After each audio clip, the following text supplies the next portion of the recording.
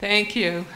I just want to start again and say that I am so humbled to be here with all of you, and that all the stories we've heard so far have really done my work for me, because the work that I do is about bringing meaning to our lives and working with people when they do know their world is going to end. I'm going to steal from some of what I've already heard today, and all of you did an amazing job. When I started in this work in the 1980s, it was a cause, it was a movement. We thought people died alone, without family, without relief from symptoms, and we wanted to fix that. We quickly found out that we can't fix what's really wrong, and all we can do is be there. But some of the gift is that in the moments that we visit with people who are at end of life, we're all equals. We don't know how to die. We learn from each other. And we are the only ones who can die the way we are going to. So we are all equals in that moment, and we can't change what's going to happen, but we can be there and be with it. And I think the definition, what we're going after today, is for compassion and education. Compassion in its definition is about sitting with suffering and trying to alleviate it. There are other definitions, but they come down to about the same meaning. And that speaks to me in terms of what we're doing. Hospice is about helping people alleviate from physical or emotional distress at end of life. And sometimes we can't change it. So I'm going to take us back to the first speaker this morning, Bodhi Paksha, who did my talk completely for me and told you that the secret is we're all going to die. Well, I'm going to tell you another secret, because it shouldn't be a secret, and he also alluded to this. When we're willing to look at our own impending death that's going to happen to all of us, we all of a sudden have an opportunity to choose how we live our life. And that's what I want to bring to all of you today. So my first picture, and these are really just to bring humanity to what I'm saying. This is my mother. My mother died 2 years ago at age 88, and this is not too long before she died. So I was incredibly lucky to have a mom that was so active and independent until 6 weeks before she died. So this is a picture that a friend of hers brought to me after she died, in her flowered hat, sitting at a garden club tea. When I started working in hospice in the 1980s, my mother looked at me and said, "You don't really visit those people, do you? You don't really see them, do you?"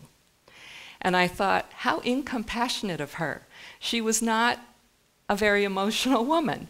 And I was always struck by that statement, and now in hindsight, I know what she was thinking. When you tell people that you're in hospice work, one of the normal reactions is, "How can you do that work? I couldn't do that work. It's so sad. You must be depressed all the time."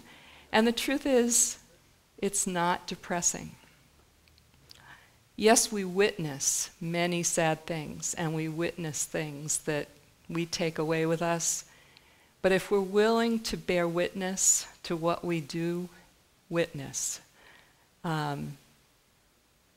we come away with more meaning in our own lives. It sort of strips away all the fluff, all the trivia in our lives, and we know that we can live authentically. I think that's what volunteers, I've worked with many, many hospice volunteers over the years, and getting ready for this, I asked some of them to tell me what they thought they gained out of doing this work, and a lot of them said it was to live authentically and to cherish those authentic conversations that we have with people when they're at end of life. So when my mother was at end of life, I was fortunate enough to be able to be by her side and have her be at home with her cat. That's all she really wanted. So that's what mattered to her, and that's what I think we try to give meaning to at the end of life. We try to honor what people most value and help them have quality of life in however they define that. So my mother was home, and one thing that she reminded me of that's always a good lesson in this work, two things actually. One was that she would lay in bed and say, why do I have this? I've never had anything like this wrong with me before. I don't understand why I have this. And over the years in doing this work, I can say that there is a lot of shame. My mother lived during a time that you didn't say the word cancer. You didn't understand what you did wrong. It might be something that you felt religiously you were paying for if you got sick. But people worried about what did they do? Were they bad people because they got a certain illness? And she came out of that generation. So I had to remember that for a lot of people, they're doing a lot of soul searching at the end of their life, trying to figure out what they did right and what they did wrong, and bring meaning to that. And she would also lay in bed those last weeks, not necessarily talking to me, just talking in some delirium, and would say, this is awful. This is terrible. You can't live like this. How can you live like this, sleeping all day? And I thought, you know, this isn't the way anyone wants to live. And she was lucky, we were lucky, that she didn't have to have a long, lingering illness.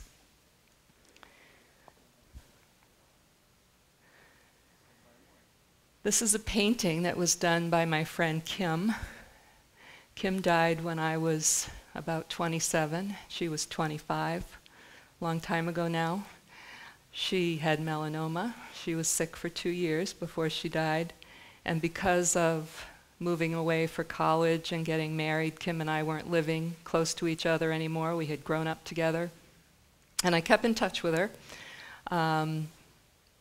Talked to her a lot on the phone, wrote to her, saw her on holidays. But at the end of her life, when I knew that time was short, I was not able to see her until the day she died. I had to travel to get to her. I walked into the hospital room where she was, not having a clue what I would see. I had not been with someone who was dying before. And she had many tubes attached to her, but I don't remember that being distressful. I remember that she looked beautiful. I remember that she was hugging a teddy bear that the nurses had given to her. And I didn't know what to expect, but she opened her eyes, and when she looked at me, she said, Janice, why am I still here? My mom is going bonkers. And in that moment, I learned that even though she should be distressed, one would think, that her life was ending at 25, she was much more worried about the distress that she was bringing to her mother and to her family. And I left her after she fell asleep, again grateful that I had had that time with her.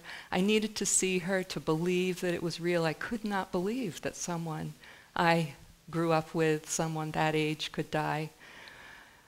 And melanoma was at that point not as well known as now, and it didn't seem fair. I was the fair-haired one, she wasn't, so I couldn't make sense of it. So I was very glad that I got to see her, to have that reality. About an hour after I left the hospital, we got the call that she had died. And as much as I didn't want her to die, I knew in that moment that it was time for it to end, that the suffering needed to end, that she couldn't manage it any longer, and she didn't want her family to. So these are the compassion, these are the lessons of compassion, the being willing to be open to it. And yes, it's painful, but also in that moment, I knew that life was precious. I knew that I had a choice in how I spent my time and how I honored Kim going forward. And it was soon after that that I got asked to do this work. So it was not a plan. I was brought in to do hospice work at that point. My next slide is about my friend Beth. And this was 10 years, a little bit more after Kim died. Beth was a hospice nurse. So she and I had been working together for many years. We both had 2 children. This is me and Beth and Jillian and Brian. Jillian and Brian are almost the same age, and we both have an older child, an older daughter. So this is in my front yard, and Beth and I were probably in the hospital room with each other on the days we had our babies and did many things outside of work together. And one morning I walked into work and was greeted by the staff to tell me that Beth had gone to see a hospice patient that morning, had a seizure, and was in the hospital. By the end of that day, she was in Boston and had been diagnosed with a brain tumor. This is a few months after she was diagnosed. From the time that she left work that day, she would say her life changed as of January 7th, 1992, exactly 20 years from now, ago. And she couldn't drive because of the medication she was on and the potential of having another seizure. So she couldn't work. She couldn't take care of her children. She couldn't drive them the way that she normally would to their activities. So there were many of us that helped out and made it possible for Beth's family to carry on, her husband to work, and for her children to get where they needed to go. I learned huge grace from Beth. How does somebody at 34, I think she was, with a 4-year-old and a 7-year-old accept that they're dying? How do you accept that you're not going to be there for your 2 children as they're growing up? We talk in hospice about stages of death and dying, stages of grief, and there used to be a lot of talk about helping people accept death. We don't talk so much about that anymore because not everyone does accept death, and nor should they. So Beth taught me that lesson. Because of where her tumor was, Beth was told that she would probably lose her speech before she died. We spent a lot of time practicing communication. How would she communicate with those of us that were taking care of her when she couldn't talk to us anymore? And that was painful too, because she spent many hours telling her husband what she wanted him to do after she died. And what dress she wanted. She woke him up one night. This was one of my favorite stories. She woke him up one night to tell him what dress she wanted to be buried in. These are hard conversations. And she did, in fact, lose her speech about 2 months before she died. And I would go and just sit with her. And even though we couldn't have the same conversations or interaction, when I would get there, she would relax. The rest of the family would be in the kitchen talking. I remember one day when they were all gathered and talking, and Beth was sitting in the living room, just sitting on the couch, and nobody was with her, and I went in and sat with her, and she just put her head on my shoulder. You know, it was just about helping her be at peace and helping her feel safe in that moment. And that's a lot of what we get back from this work. It's hard to explain because even at lunch today, someone said to me that hospice had been so wonderful for their family and that they felt blessed by these people that were strangers that came in to care for family members and showed such compassion and had no reason because they didn't even know them. And that's, I think, what happened in hospice. We started out as a cause, as something that was to fix a problem. And after a few years, we started saying, I'm so blessed to do this work. I feel so much privilege to do this work because it changes us. So this is the last slide again that goes back to our first speaker, Master, how do we prepare for death? Learn to live. Then how do we learn to live? Prepare yourself for death. Now, I've never thought that was funny, but I do think it's true, and I think it's more true the more I do this work. So I'm going to leave you with 3 thoughts, with 3 things that I think you can do, because I'm not here to ask you to be hospice workers, I'm not here to ask you to be hospice volunteers, but I am here to say that your life can be better, that you can have more satisfaction, more meaning, more authenticity, and that's an important word, that we can live more authentically if we look at the fact that we are going to die, and if we can be present for those around us in whatever distress they might bear. And the first thing is to look at it. I would say to you, don't be afraid to look at it. I didn't know what Kim would look like the day I went into her room, but I knew I had to go. Don't be afraid of that. We've become a society that thinks we can overcome most everything. We try to solve the we try to, fix the weather. We try to cure aging. We don't want to age. We do Botox and dyeing our hair and all kinds of different things to prevent looking older. If we could embrace the natural course of life and death and really get back to nature, and that's a lot of what I heard today too in some of the themes. I found out about a program a couple years ago that you may know about, those of you in academia, that I did not.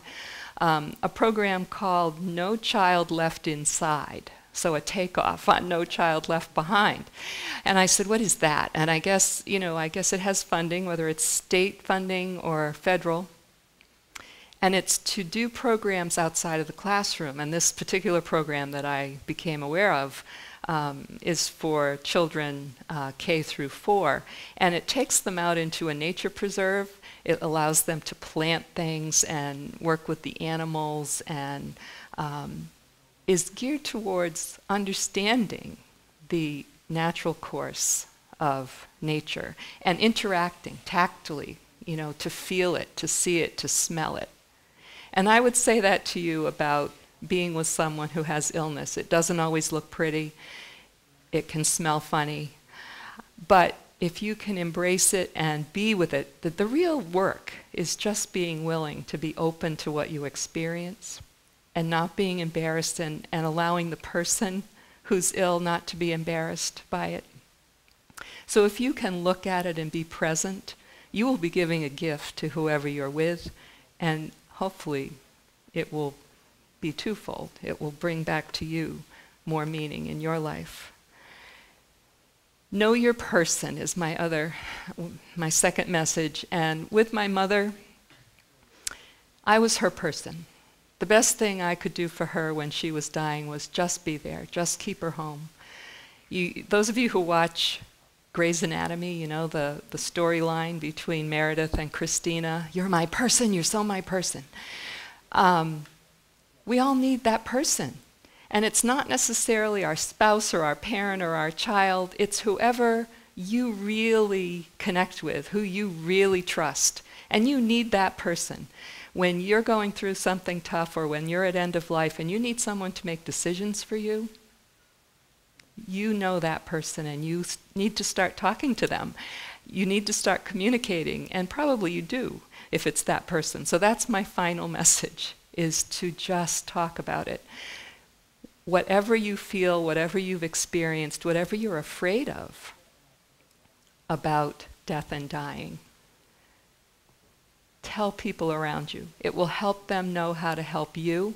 It will help them learn and be able to help themselves. And it's a gift to our children, because we've sort of removed ourselves from looking at life and death. We don't have people waked in the home anymore. It's kind of a sterile atmosphere now. If children can learn what death looks like and not to be afraid of it, because if we shelter them from it, they think it's something really bad. What's so bad that I can't see it, that I can't be part of it?